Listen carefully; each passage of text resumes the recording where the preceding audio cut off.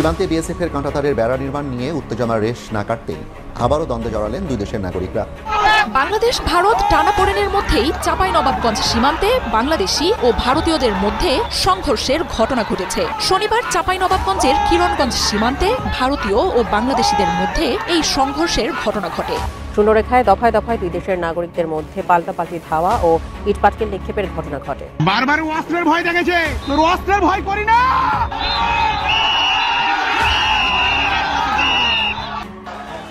ভারতের বিএসএফ এর প্রত্যক্ষ মদদেই কিন্তু তারা বাংলাদেশ সীমান্তে ঢুকে গেছে এবং বাংলাদেশ দখল করে নেওয়ার চেষ্টা করছে। এই মুহূর্তে তারা বাংলাদেশ সীমান্তে চলে এসে তারা পাথর নিক্ষেপ করছে এবং বিপুল বোমা মজুত করে রেখে তারা বোমা চালাচ্ছে। এই যে দেখুন, আরো একটি বোমা রাখাতে বাংলাদেশকে তারা ক্ষত বিক্ষত করে দিচ্ছে। আসলে বাংলাদেশকে তারা দখল করে নিতে চায়। ঠিক না, এটা আমরা পাইছি। এইমাত্র পাওয়া গরম খবর, ফের সীমান্তে উত্তেজনা, ককটেল বিস্ফোরণ। চাঁপাইনবাবগঞ্জের শিবগঞ্জ উপজেলার চৌকি সীমান্তে আমগাছের ডাল কাটাকে কেন্দ্র করে বাংলাদেশ ও ভারতীয় নাগরিকদের মধ্যে আবারও উত্তেজনা শুরু হয়েছে। আজ শনিবার শূন্যরেখায় দফায় দফায় দুই দেশের নাগরিকদের মধ্যে ধাওয়া পাল্টা ধাওয়ার ঘটনাও ঘটেছে। এ সময় ককটেল বিস্ফোরণের ঘটনা ঘটে, এতে বেশ কয়েকজন বাংলাদেশি আহত হয়েছে। এই মুহূর্তে কি চলছে সীমান্তে? তাহলে কি এবার ভারত বাংলাদেশ যুদ্ধ শুরু হয়ে গেল? আসসালামু আলাইকুম দর্শক, নতুন একটা নিউজে আপনাকে স্বাগত। প্রিয় দর্শক, ভারত বাংলাদেশ সীমান্তে ফের উত্তেজনা ও যুদ্ধ অবস্থা নিয়ে করা আমাদের আজকের ভিডিওটি অত্যন্ত গুরুত্বপূর্ণ। ভিডিওটি শুরু থেকে শেষ পর্যন্ত ধৈর্য সহকারে দেখে একটি লাইক দিয়ে সবাইকে শেয়ার করে দিন। আমাদের চ্যানেলে নতুন হলে চ্যানেলটি সাবস্ক্রাইব করে পাশে থাকা বেল আইকনে ক্লিক করে রাখুন। আমাদের ভিডিওটি আপনি বাংলাদেশের কোন জেলায় বসে দেখছেন বা শুনছেন সেটি অবশ্যই কমেন্ট বক্সে কমেন্ট করে জানিয়ে দিতে ভুলবেন না। চলুন আর কথা না বাড়িয়ে ধারাবাহিকভাবে আজকের বিস্তারিত খবরগুলো দেখে আসি। বাংলাদেশ ভারত টানাপোড়েনের মধ্যেই চাঁপাইনবাবগঞ্জ সীমান্তে বাংলাদেশি ও ভারতীয়দের মধ্যে সংঘর্ষের ঘটনা ঘটেছে। শনিবার চাঁপাইনবাবগঞ্জের কিরণগঞ্জ সীমান্তে ভারতীয় ও বাংলাদেশিদের মধ্যে এই সংঘর্ষের ঘটনা ঘটে। বেলা 11টার দিকে এই ঘটনা ঘটে বলে জানাচ্ছে স্থানীয়রা। এ সময় সীমান্তের উভয় পাশে অতিরিক্ত বিজিবি, বিএসএফ মোতায়েন করা হয়। ভারতীয়রা বাংলাদেশে অনুপ্রবেশ করে বেশ কিছু গাছ কেটে ফেলে। এ সময় বাংলাদেশি নাগরিকরা প্রতিরোধ গড়ে তোলে। স্থানীয়রা জানান, ভারতীয়রা সীমান্তের কাঁটাতারের বেড়ার পাশে গাছ কাটতে গেলে বাংলাদেশিদের সঙ্গে বাকবিতণ্ডা হয়। এক পর্যায়ে দুই পক্ষের মধ্যে বাধে সংঘর্ষ। পরে এতে বিজিবি ও বিএসএফ কেও হস্তক্ষেপ করতে দেখা যায়। সামাজিক যোগাযোগ মাধ্যমে ছড়িয়ে পড়া ছবিতে সীমান্তে তুমুল উত্তেজনার চিত্র দেখা গেছে। কয়েকদিন ধরেই বাংলাদেশ ভারত সীমান্তে ভারতীয় সীমান্তরক্ষী বাহিনীর অবৈধভাবে বেড়া নির্মাণের ঘটনায় উত্তেজনা চলছে। শিবগঞ্জ সীমান্তে গেল সপ্তাহে এই নিয়ে ব্যাপক উত্তেজনা দেখা দেয়। এ সময় সীমান্তে মুখোমুখি অবস্থানে চলে আসে দুই দেশের সীমান্তরক্ষী বাহিনী। পরে বিজিবি ও বিএসএফ এর সাথে সীমান্তে অবস্থান নেন দুই দেশের স্থানীয়রাও। উত্তেজনার এক পর্যায়ে পতাকা বৈঠকে বসে দুই বাহিনী। তবে সংকট না কাটায় সীমান্তে অতিরিক্ত বিজিবি মোতায়েন করা হয়।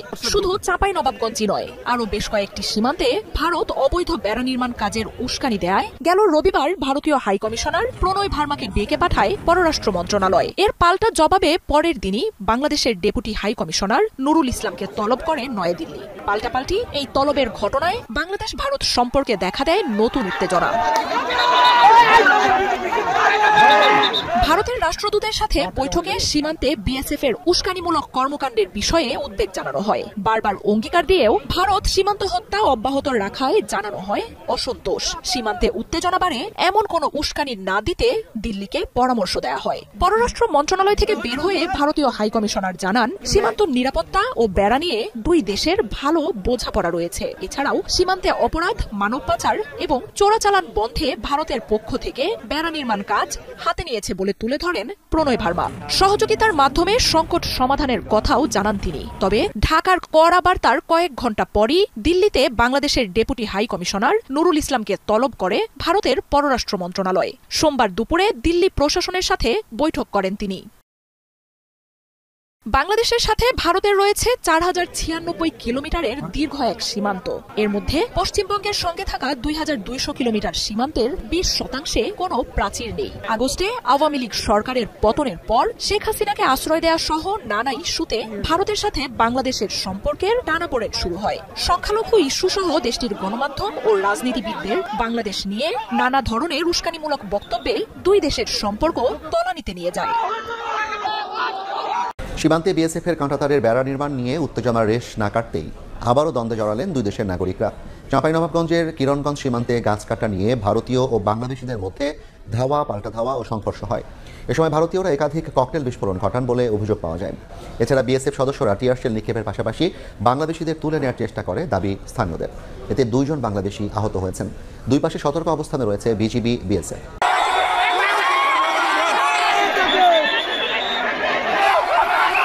দেশের বেশ কয়েকটি সীমান্তে কাঁটাতারের বেড়া নির্মাণ নিয়ে কয়েকদিন ধরেই বিজেপি বিএসএফ উত্তেজনা বিরাজ করছে। এবার চাঁপাইনবাবগঞ্জ সীমান্তে গাছ কাটা নিয়ে সংঘর্ষে জড়ালো ভারতীয় ও বাংলাদেশিরা।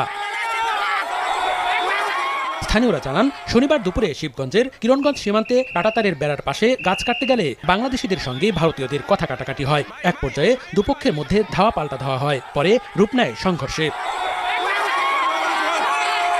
এ সময় ভারতীয় নাগরিকরা একাধিক ককটেল বিস্ফোরণ ঘটান বলে অভিযোগ পাওয়া যায়। এছাড়া বিএসএফ সদস্যরা টিয়ার সেল নিক্ষেপ ও বাংলাদেশিদের তুলে নেওয়ার চেষ্টা করে বলেও দাবি সীমান্তবাসীর। বিএসএফকে নিয়ে কিনা চায়রা লিয়েছে, মনে করেন বাংলাদেশের কাজ টাজ কাটিয়ে বাংলাদেশের একটা বিজিবির আঙুল কাটিয়ে দিচ্ছে দিয়ে মনে করেন যে লোকজনকে মসজিদে মাইকিং করে বলা হয়েছে যে তোমরা যা আছে বাংলাদেশে হেসা কাতালে এসো। আমাদের অনেক জনগণকে তীর মেরেছে, কয়েকজন আহত, অনেককে কাতার কপালছে। ওদের ভারতীয় সদস্যরা বিএসএফ থেকে দাঁড়িয়ে আমাদের আহত করেছে।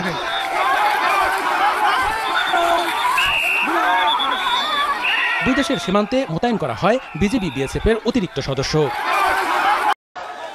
ভারতের বিএসএফ এর প্রত্যক্ষ মদদেই কিন্তু তারা বাংলাদেশ সীমান্তে ঢুকে গেছে এবং বাংলাদেশ দখল করে নেওয়ার চেষ্টা করছে। এই মুহূর্তে তারা বাংলাদেশ সীমান্তে চলে এসে তারা পাথর নিক্ষেপ করছে এবং বিপুল বোমা মজুত করে রেখে তারা বোমা চালাচ্ছে।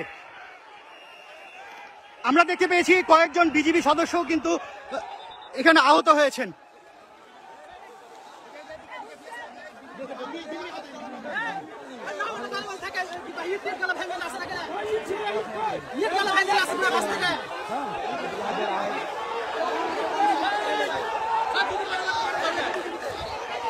আমরা একটু আগে দেখেছি যে বিএসএফ এর মদদেই তারা এখানে হাত বোমা চার্জ করেছে এবং বেশ কয়েকটি হাত বোমা চার্জ করেছে। বিএসএফ এর পাশে দাঁড়িয়েই তারা ইট চালাচ্ছে, কিন্তু তারা কোনো প্রকারেও কিন্তু কর্ণপাত করছে না এবং নিষেধ করছে না। তারা আসলে তাদের দেশের নাগরিকদেরকে সুড়সুড়ি দিচ্ছে এক কথায় বাংলাদেশের সাথে পায়ে পা বাঁধিয়ে ঝগড়া করার জন্য।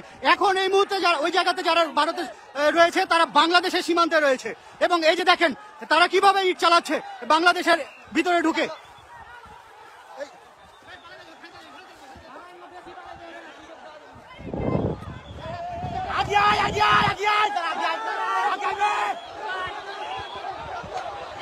এখানকার পরিস্থিতি খুবই ভয়াবহ।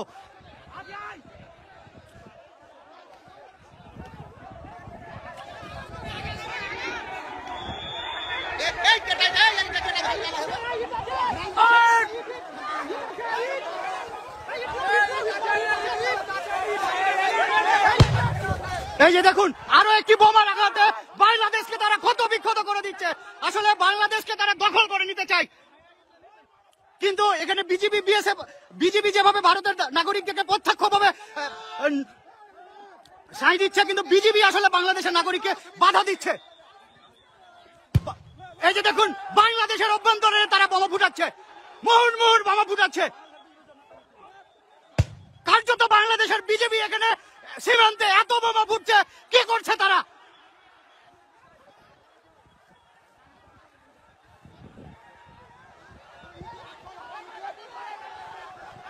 বাংলাদেশের অভ্যন্তরে আসার পরেও বিএসএফ গুলি কিন্তু ছাড়ছে না, কিন্তু তারা তাদের নাগরিকদেরকে দিয়ে মুহুর্মুহুর বোমা ফুটাচ্ছে। এখানে একটা যুদ্ধগত অবস্থায় পরিণত হয়েছে। বাংলাদেশের মানুষ ফসে উঠেছে। এই যে দেখুন কি পরিমাণের বোমা ফুটাচ্ছে তারা।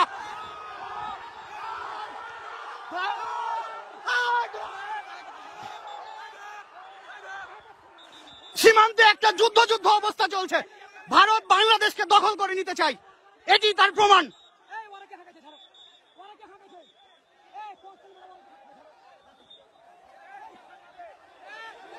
এই মুহূর্তে বাংলাদেশের অভ্যন্তরে তারা টিয়ার গ্যাস চালিয়েছে। এই যে তার ধোঁয়া এবং তার প্রমাণ, কি করছে বিজেপি?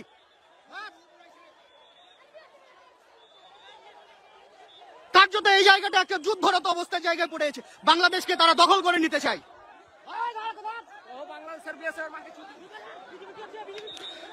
সীমান্তের যে নাগরিকরা রয়েছে তারা আসলে এখানে একটা আতঙ্কের মধ্যে রয়েছে।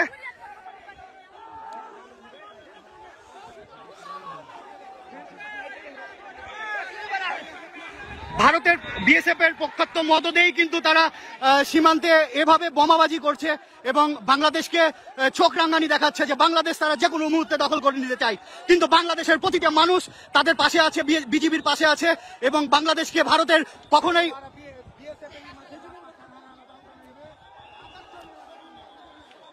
বিজিবি কার্যত মানুষকে শুধু থামাচ্ছেই, আর বিএসএফ ভারতের মাটিতে দাঁড়িয়ে বাংলাদেশে টিয়ার গ্যাস নিক্ষেপ করছে। আসলে এটা আসলে কেন চুপচাপ আছে সেটাই বুঝতে পারছি না।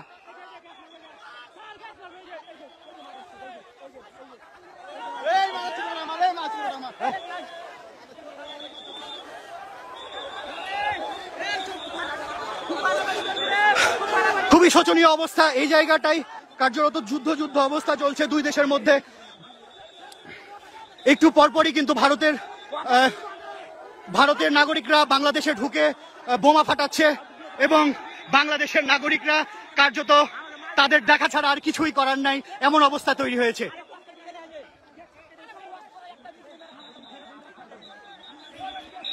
এই মুহূর্তে রয়েছি চাঁপাইনবাবগঞ্জের চোকা সীমান্তের সর্বশেষ আপনাদেরকে দেখানোর চেষ্টা করছি।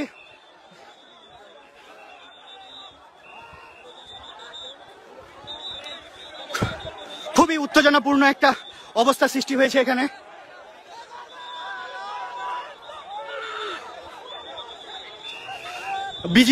ভারতীয় নাগরিকরা একটু পরপরই ইট পাটকেল ছুটছে আর বাংলাদেশের অভ্যন্তরীণ এসব অবস্থান নিচ্ছে এবং তারা বোমাও ফাটাচ্ছে।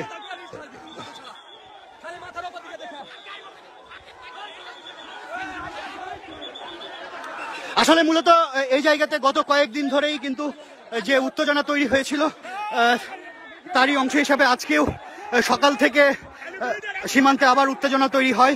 সেই উত্তেজনার পরেই কিন্তু ভারতের নাগরিকরা বাংলাদেশের অভ্যন্তরে এসে বোমা ফাটাচ্ছে, ইট পাটকেল নিক্ষেপ করছে এবং বাংলাদেশকে দখল করে নেওয়ার হুমকি দেখাচ্ছে।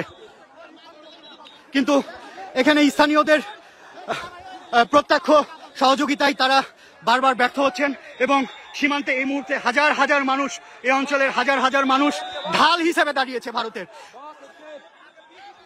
আওয়ামী লীগের ভাষায় এখন কেউ কেউ কথা বলছে, মন্তব্য গোলাম পরোয়ারের। বাংলাদেশ জামায়াত ইসলামের সেক্রেটারি জেনারেল মিয়া গোলাম পরোয়ার বলেছেন, আওয়ামী লীগ যে ভাষায় কথা বলতো এখন কেউ কেউ সে ভাষায় কথা বলছেন। তাদের বক্তব্যে ফ্যাসিবাদের গন্ধ পাওয়া যাচ্ছে। শনিবার সকালে ফেনীর আল জামিয়াতুল ফালাহিয়া মাদ্রাসা মাঠে জেলা জামায়াতের ইউনিট সভাপতি সম্মেলনের প্রধান অতিথির বক্তব্যে তিনি এসব কথা বলেন। গোলাম পরোয়ার বলেন, ফ্যাসিবাদী আওয়ামী লীগ হারিয়ে গেলেও দেশে জামায়াতের বিরুদ্ধে ষড়যন্ত্র অব্যাহত রয়েছে। ফ্যাসিবাদের পথে কেউ পা বাড়ালে তাদেরও আওয়ামী ফ্যাসিস্টের কথা স্মরণ করা উচিত। জামায়াতের সেক্রেটারি জেনারেল বলেন, স্বাধীনতা 53 বছর পরও বাংলাদেশ অর্থনৈতিক শোষণ, রাজনৈতিক নিপীড়ন ও সাংস্কৃতিক গোলামি থেকে মুক্ত হতে পারেনি। বারবার শাসক ও শাসনের পরিবর্তন হয়েছে কিন্তু জনগণের ভাগ্যের পরিবর্তন হয়নি। ঘুষ, দুর্নীতি ও দুঃশাসনের কবলে পড়ে দেশের মানুষ দিশেহারা হয়ে পড়েছিল। তিনি বলেন, শাসক গোষ্ঠী হাজার হাজার কোটি টাকা বিদেশে পাচার করে দেশের অর্থনীতিকে ধ্বংস করে দিয়েছে। ধনী দরিদ্রের বিশাল ব্যবধান সৃষ্টি করে সামাজিক নিরাপত্তা ও শৃঙ্খলা বিঘ্নিত করেছে। মানুষের ভোটাধিকার হরণ করে দিনের ভোট রাতে করে বিশ্ববাসীর কাছে বাংলাদেশের গণতন্ত্র আজ এক নিকৃষ্ট পর্যায়ে উপনীত হয়েছে। নতুন প্রজন্মকে জাতিসত্তার পরিচয় ভুলিয়ে দিতে মিথ্যা বানোয়াট ও কাল্পনিক ইতিহাস রচনা করে জাতির ভবিষ্যতের উপর চাপিয়ে দিয়েছিল ফ্যাসিস্ট আওয়ামী লীগ। তিনি আরো বলেন, সর্বত্র বৈষম্য, বিরোধ ও বঞ্চনার শিকার হয়ে মানুষ মুক্তির অপেক্ষায় ছিল। 5 আগস্ট তরুণ প্রজন্মের সাহসী ও ত্যাগী ভূমিকার কারণে দেশের মানুষ আজ স্বস্তির নিঃশ্বাস ফেলেছে। আমরা যে নতুন বাংলাদেশ পেয়েছি তা হারিয়ে যেতে যেতে দেব না। জাতীয় ঐক্যের মাধ্যমে বাংলাদেশকে নতুনভাবে বিনির্মাণে জামায়াত ইসলামের প্রয়োজনীয় ও দায়িত্বশীল ভূমিকা পালন করে আসছে। জামায়াতের এই নেতা বলেন, ফ্যাসিস্ট আওয়ামী লীগের বিচার নিশ্চিত করতে হবে। বিগত 16 বছর আওয়ামী লীগের ভোট ডাকাতি, টাকা পাচার, গুম খুন, উন্নয়নের নামে লুটপাট বিশ্বের ইতিহাসে বিরল ঘটনা হিসেবে চিহ্নিত হয়ে থাকবে। দেশের মানুষ আওয়ামী ফ্যাসিস্টের যেমন চায় না, তেমনি নতুন কেউ ফ্যাসিবাদী কায়দায় দেশ পরিচালনায় আসুক তাও চায় না। দেশের মানুষ সত্যিকার একটি পরিবর্তন চায়, যেখানে আত্মমর্যাদা, স্বস্তি ও নিরাপত্তা নিয়ে বসবাস করতে পারবে।